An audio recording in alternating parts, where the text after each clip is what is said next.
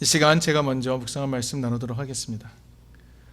오늘 우리가 사는 세상에 사상적 경향을 대표하는 표현이 있다면 그것은 아마 포스트 모더니즘이라는 말일 겁니다. 참 많이 듣는 말이지만 대체 이것이 무엇을 의미하는지 다 헤아리기도 힘들 만큼 수많은 담론들이 있습니다. 포스트 모더니즘이니까 모더니즘이 지났다라는 의미를 분명히 갖고 있습니다. 근데 좀 더 정확하게 말하자면 모더니즘, 즉 근대주의, 근대성이 가진 한계, 이것을 비판하고 이제 그것을 벗어나야 한다라는 흐름이라고 말할 수 있습니다.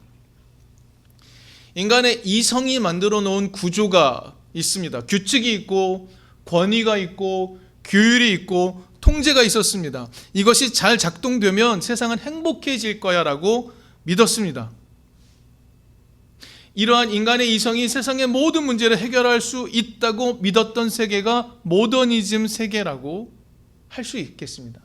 그런데 이 세계가 세계 제1차, 2차 세계대전과 수없이 많은 인간이 만난 재난으로 인해 무너지게 됐습니다. 그래서 사람들이 질문을 하기 시작하죠. 대체 무엇이 잘못된 건지, 어떻게 이해해야 하는지. 그러면서 모더니즘 세계에 반항하면서 질문을 하는 사람들이 생겨나기 시작한 것입니다. 이러한 경향을 포스트 모더니즘이라고 부르기도 합니다. 문제는 근대성이 가지고 있는 한계를 넘어서야 되겠다라는 것이죠. 그렇다면 근대성, 근대주의, 모더니즘은 대체 어떤 시기를 거쳐서 형성된 것일까요? 여러 사람들의 이야기가 있습니다. 어떤 사람, 종교인들은 이렇게 이야기합니다. 16세기 루터가 종교개혁을 한 이후로 근대 세계가 펼쳐졌다라고 이야기하기도 합니다. 철학계에서는 우리가 잘 아는 코기토 에르고 숨, 데카르트가 한 이야기 있죠. 나는 생각한다, 고로 존재한다. 인식론적인 혁명. 더 이상 주체적인 성찰을 하게 되면은 신이 필요 없다. 신 중심적 세계관 벗어날 수 있다.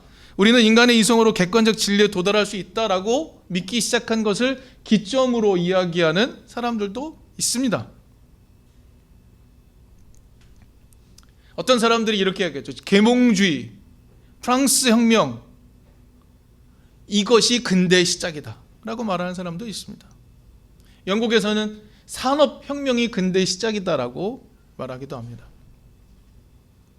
이런 여러 주장이 있습니다. 결국 어떤 정확한 시기가 근대라고 이야기할 수는 없다라는 것이죠. 그러나 우리는 느낌이 있습니다. 아, 이것이 근대로구나 하는 느낌이 있습니다. 대체 이 근대성이라고 하는 느낌은 어떤 시기와 과정을 통해 만들어진 것일까? 그래서 한 사람의 이야기를 소개하려고 합니다. 작고하신 분인데요. 미국의 문화평론가이자 철학자 프레드릭 제임슨이라는 분이 있습니다. 이분이 어떤 역할을 했냐면 포스트 모더니즘이라는 표현을 지식계의 최대 쟁점으로 끌어올린 사람으로 평가받는 분입니다. 도대체 모더니즘에 반항하여 포스트 모더니즘이라 했지만 포스트 모더니즘이라고 말하는 이 시대는 도대체 어떤 모습인가 하는 이야기를 고민하고 끌어냈던 분이라고 할 수 있습니다. 이분은 이렇게 말합니다. 자본주의 체제가 근대라고 말할 수는 없다. 하지만 자본주의 생산 양식을 빼놓고 근대성을 논할 수 없다라고 말합니다. 더 나아가 이렇게 말합니다. 자본주의는 근대성의 핵심이다. 그리고 자본주의가 전 세계를 관통하고 있는 지금 자본주의는 단일한 근대성을 만들어낸 가장 중요한 요소이다라고 말합니다. 여러분 어떻습니까? 포스트 모더니즘은 분명히 모더니즘이 만들어 놓은 구조를 해체하고 창조적으로 반항적으로 새로운 세계를 모색하는 흐름이라고 볼 수 있습니다. 하지만 오히려 지금의 우리가 살고 있는 시기의 포스트 모더니즘은 이제 자본주의가 정말 많이 발전해서 정말 최후의 단계까지 발전해 있는 이 상태. 그래서 지금은 이제 앞선 시대가 미처 다 식민화하지 못했던 깊은 의식, 정의에 대한 감각, 생명에 대한 감각까지도 모두 다 식민화해버린 세상. 그래서 프레드릭 제임슨이 이렇게 말합니다. 포스트 모더니즘은 자본이 문화의 심층까지 삼켜버린 현상이라고 봅니다. 매우 간략하게 말씀드렸습니다. 그런데 그가 이런 말을 했다고 해요. 2003년에 발간된 New Left Review, New Left Review라는 책은 계속해서 발간되고 있습니다. 2003년에 발간된 New Left Review라는 책에서 프레드릭 제임슨이 이런 말을 했다고 해요. 누군가 자본주의의 종말을 상상하는 것보다 세상의 종말을 상상하는 것이 더 쉽다 라고 이야기했다고 합니다. 근데 이 이야기가 또 한번 길어 올려진 책이 있습니다. 역시 작고한 영국의 문화 비평가 마크 피셔라는 분이 있는데요. 이분이 쓴 책이 자본주의 리얼리즘이라는 책이 있습니다. 그 책에서 서두에서 그는 이렇게 말합니다. 자기가 보았던 영화 Children of Men, 우리도 보았죠? 영화 내용 기억나십니까? 이 Children of Men을 보면서 이 구절을 떠올렸다라고 자기의 책에 기록하고 있습니다. 여러분 Children of Men 영화 보신 분 기억나십니까? 내용? 결론만 이야기하면 세상이 망가지고 있는 그 세상 속에서 정말 목숨을 걸고 희망의 상징이 되는 아기를 구출하는 모습이 영화의 마지막 장면입니다. Children of Men의 세상은 마치 자본주의와 파시즘과 이 모든 세계가 극단으로 치달아서 마침내 분리되어 버렸고 마침내 나누어진 세상 속에서 희망이 다 사라진 세상 속에서 아이를 더 이상 낳을 수 없는 세상이 되어버린 그곳에서 아기가 태어나게 되고 그 아기를 구출하기 위해 필사의 노력을 다하는 내용, 이게 Children of Men의 내용입니다. 이제 우리는 이런 글들과 이런 사상과 이런 영화가 던지는 질문을 오늘 우리에게도 한번 던져볼 필요가 있습니다. 오늘 우리가 사는 세대에 대해 여러분 어떤 생각을 갖고 계십니까? 오늘 우리가 살고 있는 세대 분명히 야만적인 세대입니다. 불평등한 세계입니다. 놀랍게도 권위주의의 시대입니다. 그리고 모든 것이 능력과 돈으로 평가되는 시기입니다. 그런데 이 시대를 살아가고 있는 수많은 사람들의 삶의 태도는 어떠한가요? 지금의 상황을 받아들이기로 결정을 했습니다. 지금의 상황을 최선은 아니라 할지라도 차선으로 여기며 살아가겠다고 결정을 했습니다. 완벽히 좋은 것은 분명히 아니지만 완벽히 나쁜 상황도 아니니 이곳에서 잘 적응하며 살아가겠다라고 스스로를 합리화하며 살아갑니다. 더 나은 세상이 무엇인지에 대한 상상력을 제거해 놓고 살아갑니다. 왜냐하면 그런 상상을 할 시간적 여유도 없으니까요. 그런 상상을 펼칠 만한 공동체도 없으니까요. 새로운 세상을 꿈꿀 마음의 동력조차 없기 때문에 그렇습니다. 오늘날 우리가 살아가는 세상 그 어디에도 돈 이외에 다른 희망을 이야기하는 곳이 없어 보입니다. 코스피가 천정부지로 올라가는 모습, 보면서 희망을 느낍니다. 그 외에 다른 희망이 오늘날 우리가 발붙이고 사는 대한민국에 어떤 것이 존재하고 있습니까?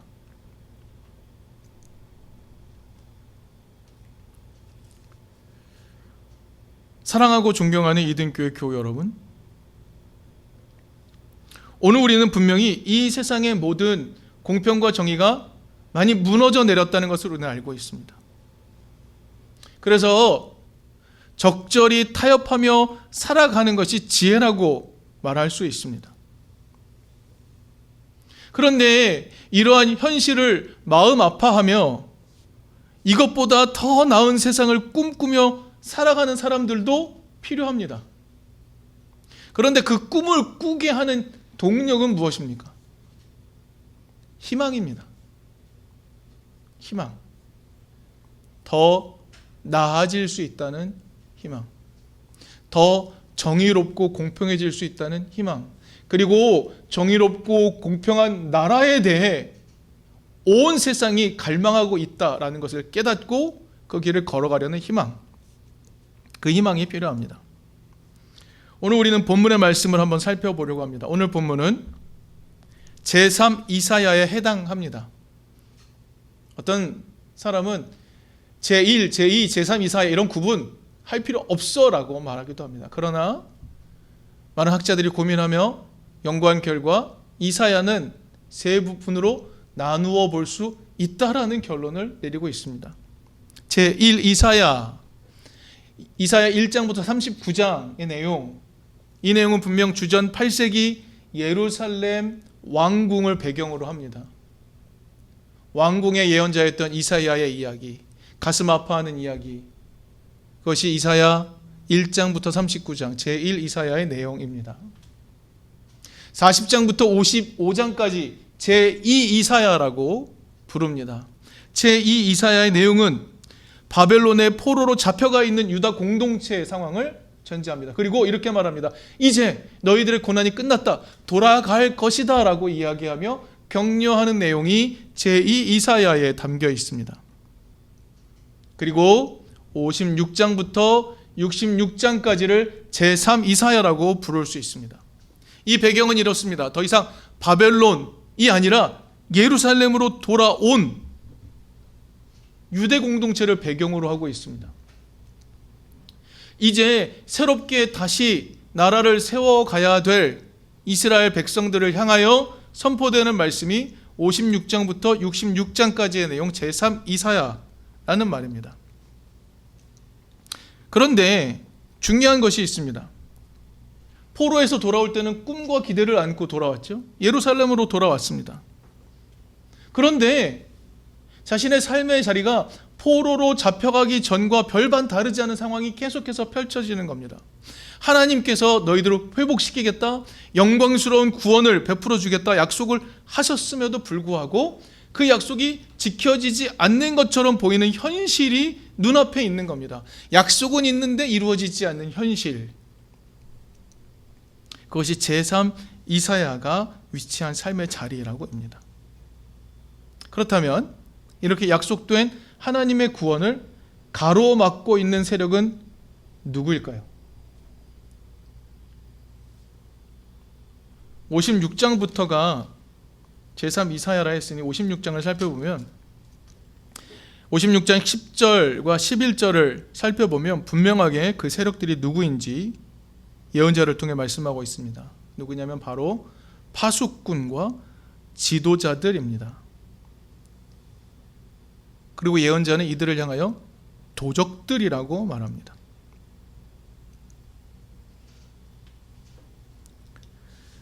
이 권력자들이 사람들의 현실 감각을 만들어 놓았습니다. 근데 그 현실 감각이 어떤 것이길래 세상이 이렇게 되었는가라고 보여주는 것이 57장 1절에 등장합니다. 57장 1절 이렇게 말합니다. 의인이 망해도 죽어도 그것을 마음에 두는 자가 없고 경건한 사람이 자비로운 사람이 이 세상을 떠나도 그 뜻을 깨닫는 자가 없다. 관심이 없습니다. 옳게 사는 사람이 죽는 것에 사람이 마음을 두지 않습니다. 자비롭게 살아가는 사람들이 패망하는 것에 대해 질문을 던지는 사람들이 없습니다. 그런 상태가 되어 있는 것입니다.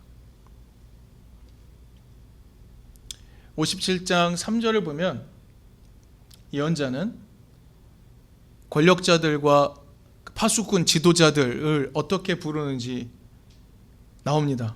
이렇게 말합니다. 점쟁이의 자식들, 간통하는 자와 창녀의 씨들. 여러분, 제3이사의 내용을 쭉 살펴보면요, 이 권력자들이 종교 의식을 얼마나 열심히 했는지가 등장합니다. 58장으로 넘어가면 우리가 잘 아는 금식에 대한 내용이 나오죠. 그런데 예언자는 말합니다. 하나님이 그런 금식을 원하시지 않는다라고 이야기합니다. 금식하고 제사 드리고 엄청나게 열심히 종교 행위를 합니다. 그런데 동시에 무엇을 하고 있었을까요? 그들은 우상 숭배를 합니다. 그것이 57장 1절부터 13절까지의 내용에 고스란히 등장하고 있습니다. 제3이사야 내용을 보면 이렇습니다. 하나님의 영광스러운 구원의 약속이 있음에도 불구하고 그 구원과 너무나 거리가 먼 현실을 만들어 놓은 그들이 여전히 건재하다라는 것을 보여줍니다. 그리고 그런 세상 속에서 살아가는 이들이 겪게 되는 고통과 부르짖음의 내용 또한 가득합니다. 자, 이런 상황 속에서 제3이사야는 하나님의 진심을 어떻게 전달하고 있을까요? 하나님의 진심이 무엇이라고 말하고 있는 것일까요? 예언자는 이렇게 말합니다. 하나님이 모두에게 주고자 하시는 공평과 공의에 대한 그 나라에 대한 기대와 희망이 사라지면 결국 체념이 지배하는 사회가 되고 악한 권력자들이 득세하게 된다 라고 말합니다. 제3이사야 예언자는 현실에 낙심하고 실망하고 더 나아가 권력자들이 만들어 놓은 세상 속에서 그 세상 속에서 적절하게 타협하며 그들에게 순응하며 살아가고 있는 사람들, 그 사람들을 향해서 이렇게 격려합니다. 공평과 정의에 다가올 하나님 나라에 대한 기대를 절대로 포기하지 말아라 라고 부탁하고 있는 겁니다. 하나님 나라를 포기하거나 체념하지 말라고 부탁합니다.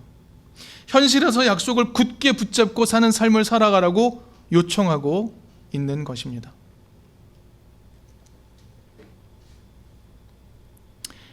제3이사야 예언자는 말합니다. 그리하면 반드시 하나님의 의와 구원이 임하고 이스라엘이 세상 가운데 영광스러운 모습이 되고 이방인들도 찾아올 것이고 율법에서 배제됐던 수많은 사람들, 고자라고 할지라도 이방인이라 할지라도 그들 모두 다 들어와서 하나님 나라의 백성이 될 것이다. 이런 이야기를 선포합니다. 그러니까 여러분, 이제 우리는 좀 현실적인 이야기로 돌아와 봅시다.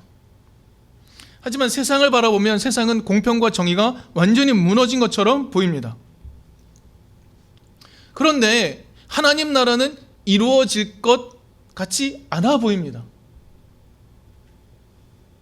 그런 세상 속에서 하나님의 구원을 믿음으로 기다린다는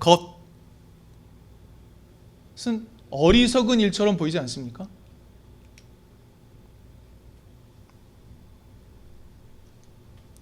분명히 제3이사야도 하나님의 구원이 속히 임하지 않는 현실에 대해 불평하는 사람들이 있었을 것입니다. 그래서 제3이사야 예언자는 59장 1절 2절에서 하나님의 구원이 늦어지는 이유를 이렇게 설명합니다. 주님의 손이 짧아서 구원하지 못하시는 것도 아니고 주님의 귀가 어두워서 듣지 못하시는 것도 아니다. 오직 너희 죄악이 너희와 너희의 하나님 사이를 갈라놓았고 너희의 죄 때문에 주님께서 너희에게서 얼굴을 돌리셔서 너희의 말을 듣지 않으실 뿐이다 라는 겁니다.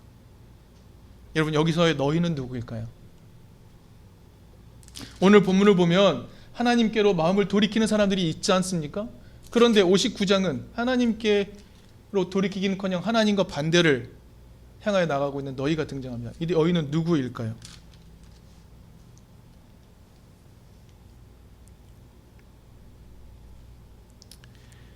문제는 이것입니다.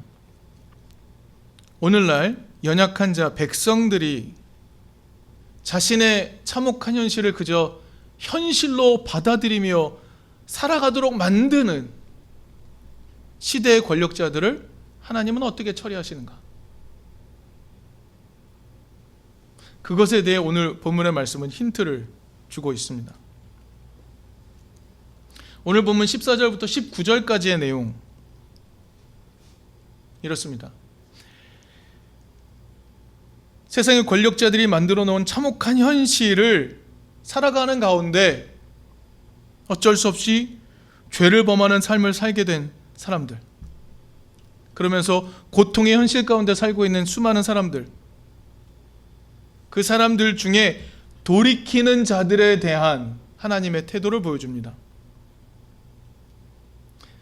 더 나아가 미처 돌이키지 못했다 할지라도 마음 아파하며 자신들의 삶의 현실에 대해 슬퍼하고 신음하는 사람들에 대해 하나님이 어떻게 대하시는지 나옵니다. 예언자는 이렇게 말합니다. 하나님이 다시 그들에게 평화, 샬롬을 안겨줄 것이다 라고 말합니다. 그 하나님을 기대하자라고 요청합니다. 그러나 20절, 21절은요, 그런 참혹한 현실을 만들어낸 악인들에 대해 하나님이 가지고 계신 강력한 의지를 보여줍니다. 20절, 21절 이렇게 말합니다. 그들에게는 평화가 없다. 이게 하나님의 방식, 하나님의 시선이라고 제3 이사야 예언자는 이야기해주고 있습니다. 그래서 공평과 공의의 하나님 나라에 대한 희망을 가지라라고 요청을 하고 있는 것입니다.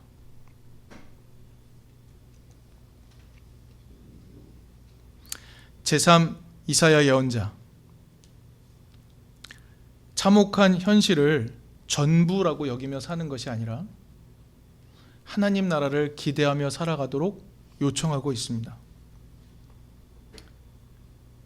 하지만 우리 살펴봤듯이 이 일은 결코 쉽지 않습니다.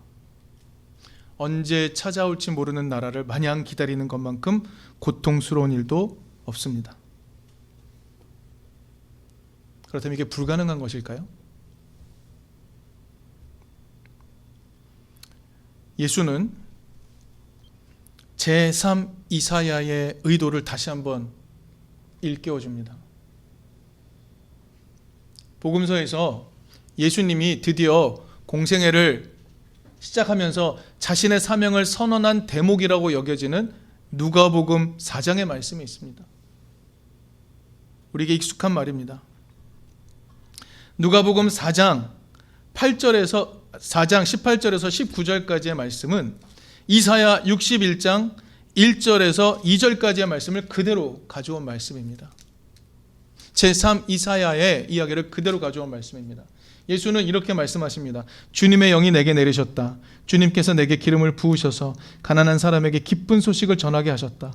주님께서 나를 보내셔서 포로된 사람들에게 해방을 선포하고 눈먼 사람들에게 눈뜸을 선포하고 억눌린 사람들을 풀어주고 주님의 은혜의 해를 선포하게 하셨다. 제3 이사야의 이야기를 예수님 그대로 가져옵니다. 하나님의 은혜의 해가 찾아올 것이다. 모두에게 희망이 되는 나라가 올 것이다 라고 다시 이야기합니다. 참혹한 현실을 그저 받아들이며 순응하며 살아가고 있는 사람들에게 다시 한번 하나님 나라를 희망하라고 요청하고 계십니다. 우리가 잘 헤아릴 수 있듯이 예수님 시대도 고통스럽기는 마찬가지였을 겁니다. 하지만 예수는 자신이 살고 있는 현실을 전부로 받아들이지 않도록 요청하십니다. 희망의 하나님 나라를 기억하도록 요청하시고 그렇게 사셨다는 것을 우리도 기억할 필요가 있습니다. 그리고 우리는 기독교 역사 속에서 이러한 희망을 받아들인 사람들이 참으로 많다는 것을 우리는 알고 있습니다. 이 희망을 받아들인 사람들은 참 다양한 방법으로 하나님 나라에 대한 희망을 유지하며 어려운 현실을 살아냈습니다. 어떤 이는 세상이 가하는 압력에 저항하며 목숨을 내놓고 하나님 나라를 희망하며 살기도 했습니다. 그러나 어떤 이는 자신의 신앙을 잠시 숨긴 것 같지만 가슴속 깊이 하나님에 대한 신앙을, 사랑을 가슴에 품고 평생을 살아간 침묵 소설에 등장하는 사람들과 같이 그렇게 살아간 사람들도 있습니다. 하지만 어떤 모습이라 할지라도 모두 하나님 나라에 대한 희망을 유지하며 현실을 살아냈던 모습이라고 말할 수 있습니다. 이 시간 우리 스스로에게 한번 물어봅시다. 기독신앙을 갖는다는 것이 과연 희망에 도움이 됩니까? 오늘 우리가 살고 있는 이 세계 속에서 기독신앙인으로 살아간다는 것이 우리에게 희망을 가져다 줍니까? 오늘 우리에게도 하나님 나라에 대한 희망은 참으로 필요해 보입니다. 프레드릭 제임슨이 말했다는 그 말, 이 세상을 넘어서는 새로운 세상을 상상하는 것이 불가능해 보인다. 자본주의가 망하기 전에 세상이 먼저 망할 것 같아 보인다. 이렇게 말하는 세상 속에 우리는 지금 살고 있습니다만 이 가운데서도 공평과 정의의 하나님 나라를 희망하고 상상할 수 있는지 우리 스스로에게 한번 물어볼 수 있는 시간을 한번 가질 수 있기를 바랍니다. 사순절이 시작이 되었습니다. 이든교회는 사순절을 고난으로 상상하지 않습니다. 이든교회는 사순절을 예수의 길을 묵상하는 기간으로 삼습니다. 예수께서 이 땅 가운데 하나님 나라의 희망을 전해주기 위해 살아내셨던 그 시간들을 돌아보고 성찰하는 시간으로 사순절 기간을 삼고 있습니다. 이제 시작된 사순절을 그렇게 보낼 수 있는 우리들이 될 수 있기를 바랍니다.